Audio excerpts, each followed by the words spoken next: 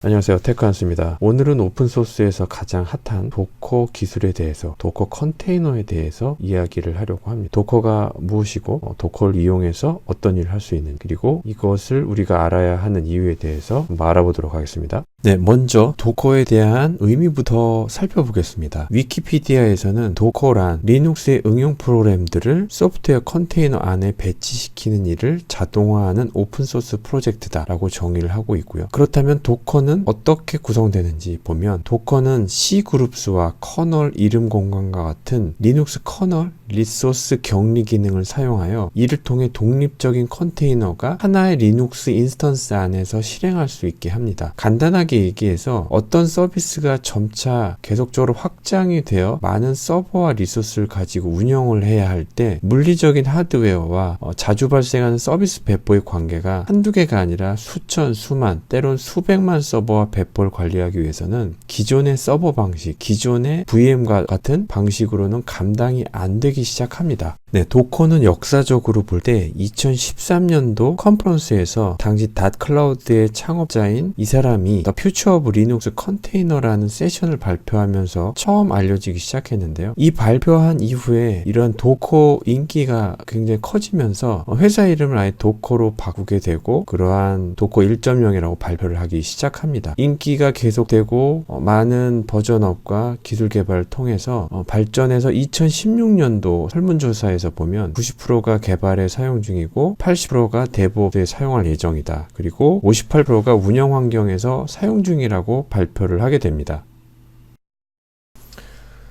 네, 그래서 도커란 어떤 것인지 좀 구체적으로 좀 알아보겠습니다. 도커란 컨테이너 기반의 오픈소스 플랫폼입니다. 일반적으로 이제 컨테이너라고 하면 배에 실는 그런 네모난 박스를 얘기하는 건데, 서버에서도 마찬가지 의미입니다. 이 실행 환경에서 컨테이너를 만들고 추상화해서 이 프로그램의 배포 및 관리를 단순화하는 것인데, 이 컨테이너에는 어떤 프로그램을 담을 수 있느냐, 즉 추상할 수 있느냐면, 기존의 와스 서버나 DB 서버, 그런 메시지 큐 서버 같은 것들을 컨테이너로 추상할 수 있습니다. 이것을 기존의 온프렘에 있는 서버나 클라우드 환경 등에서 실행할 수가 있는데요. 하나 예를 들자면, 이제 구글에서는 14년에 발표한 자료에 따르면 구글의 모든 서비스들이 컨테이너로 동작하고 있고 매주 20억 개의 컨테이너를 구동한다고 합니다. 이제 그만큼 이제 구글과 같은 회사에서는 많은 서비스를 운영하고 많은 서버들을 운영하게 되는데, 그 서버들을 운영할 때 기존의 방식과 VM 방식만으로는 감당이 안 되기 때문에, 이러한 도커 기반의 어떤 기술, 컨테이너 기반의 기술을 이용해서 이런 20억 개면 어마어마한 사이즈죠. 아마 구글 서치나 구글 글로벌한 서비스에 많이 사용을 하겠죠. 네, 앞에서 도커란 컨테이너 기반의 기술이라고 했는데, 결국 컨테이너란 기술이 중심인 거죠. 그래서 컨테이너는 결국 격리된 공간에서 프로세스가 동작하는 기술인데, 이것은 새롭게 나온 기술이 아니라 리눅스 커널에 이미 제공되고 있는 일부 기능들, 예를 들어서 C그룹스라고 하는 것, 그리고 네임스페이스와 같은 것 들의 기술을 이용해 사용하는 것인데, 이와 같이 도커 컨테이너는 VM과 같은 가상 머신과는 달리 별도의 운영체제를 요구하거나 포함하지 않습니다. 대신에 커널의 기능, 아까 말씀드린 커널의 기능에 의존해서 리소스 격리, 즉 CPU나 메모리, 입출력, 네트워크 같은 리소스를 격리할 수 있고, 이러한 격리된 이름 공간을 사용해서 운영체제에 대한 응용 프로그램의 관점을 격리시킵니다. 결국은 프로세스를 격리시킨다 그 기술이 컨테이너의 핵심 기술이라고 볼 수가 있습니다. 그래서 이 기술을 통해서 VM과 같이 기존의 게스트 OS를 별도로 낭비적으로 설치할 수가 없이 사용할 수가 있다는 것이죠. 네, 그림에도 설명이 잘 나와 있듯이 기존의 왼쪽에 있는 VM에서의 어떤 게스트 OS에서의 영역이 우측의 도커로 넘어오면서부터 싹 사라지게 되는 거죠. 결국은 우리가 잘 알고 있는 VM웨어나 버추얼박스 같은 걸 통해서 VM을 만들지 않습니까? 근데 이것은 보통 통상적으로 하이퍼바이저 위에서 어떤 게스트 OS를 가상화해서 사용하는 방식인데, 이것은 사실 사용법이 간단하긴 하지만 무겁고 느리게 되죠. 그래서 사실 운영 환경에서는 사용할 수가 없습니다. 그리고 또 추가적인 OS를 설치하게 되면 가상화하는 방법은 어쨌거나 성능 문제가 있고, 이것을 개선하기 위해서 프로세스 격리라는 기술을 이용한 것이고, 그 기술이 바로 컨테이너 기술이다. 이렇게 간단하게 정의할 수가 있습니다. 네, 그래서 컨테이너 기반 기술은 결국은 프로세스를 격리하는 방식이에요. 이게 컨테이너 기술입니다. 이게 굉장히 요약된 핵심적인 내용이고, 그렇기 때문에 단순히 프로세스만 격리시키기 때문에 가볍고 빠르게 동작합니다. 즉, CPU나 메모리는 딱 프로세스가 필요한 만큼만 추가로 사용하고 성능적으로도 손실이 없는 것이죠. 네, 추가적으로 컨테이너 기반 기술은 하나의 서버에 여러 개의 컨테이너를 실행하면 서로 영향을 미치지 않고 독립적으로 실행되며, 실행 중인 컨테이너에 접속하여 명령어를 입력할 수도 있고, apt get이나 유물을 이용해서 패키지 설치가 가능하고요.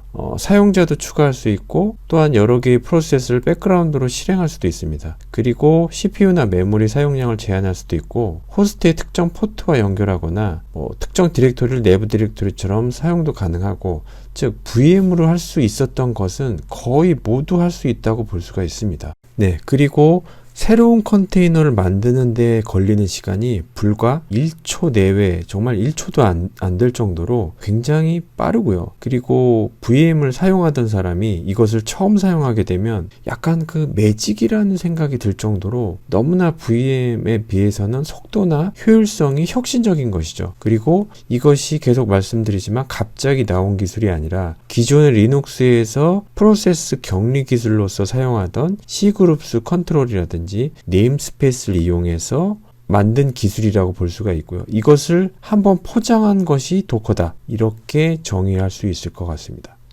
네, 다음은 이미지인데, 이 이미지는 도커 컨테이너에서 굉장히 중요한 개념입니다. 도커 컨테이너를 사용한다는 것은 이 이미지를 사용한다는 것이고, 이 이미지는 컨테이너 실행에 필요한 파일과 설정값 등을 포함하고 있는 것인데요. 컨테이너는 이와 같이 추가되거나 변하는 값을 컨테이너에 저장한다는 얘기는 이렇게 이미지화 시켜서 만든다는 겁니다. 그래서 같은 이미지에서 여러 개의 컨테이너를 생성할 수도 있고, 컨테이너의 상태가 바뀌거나 컨테이너가 삭제되더라도 이미지는 변하지 않고 그대로 남는 것이죠. 이미지 뜬다는 거, 우리가 OS를 이미지 뜬다는 것처럼 이 컨테이너는 결국 이미지를 떠서 이 레이어화된 이 컨테이너의 이미지 기술을 이용한다는 의미로 볼 수가 있고요. 이 이미지는 도커 이미지일 수가 있죠. 그래서 이 도커 이미지를 만들어 두면 이 이미지를 내가 갖고 있을 수도 있지만 저장소에 일반적으로 올립니다. 그래서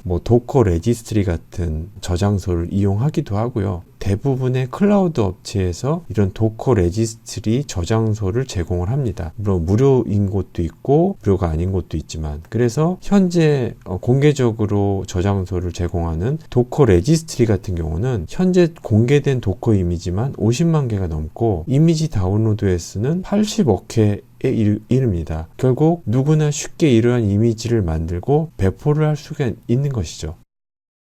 네, 자, 여기까지가 도커에 대한 일반적인 설명이었고, 한 번 더 리마인드 하자면, 도커는 이와 같이 리눅스의 응용 프로그램들, 와스나 DB 서버, 여러 가지가 있겠죠. 이것들을 소프트웨어 컨테이너, 즉 말씀드린 것처럼 프로세스 격리 기술을 이용해서 소프트웨어 컨테이너 안에 배치시키는 일을 자동화, 아까 또 설명드린 이미지와 같은 레이어 기술을 이용해서 자동화하는 오픈소스 프로젝트다 까지가 오늘 설명드릴 내용이었고, 추가적으로 이러한 것들을 좀 더 대용량의 서버에 맞추기 위한 기술들이 바로 이제 쿠버네티스이고요. 이것에 대해서는 나중에 또 한번 설명을 드리도록 하겠습니다. 네, 지금까지 테크한스였고요. 내용이 유익하셨다면 좋아요, 구독 부탁드립니다. 감사합니다.